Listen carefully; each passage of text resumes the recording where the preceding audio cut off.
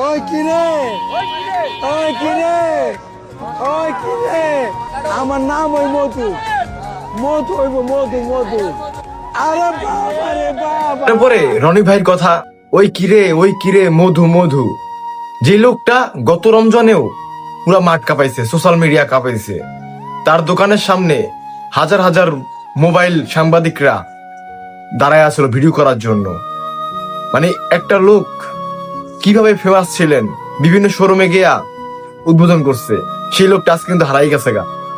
সময়ের সাথে এভাবেই সবাই হারায় যায়, চেনা মুখও পরিবর্তন হয়ে যায়, চেনা মুখও ভুলে যায় সবাই।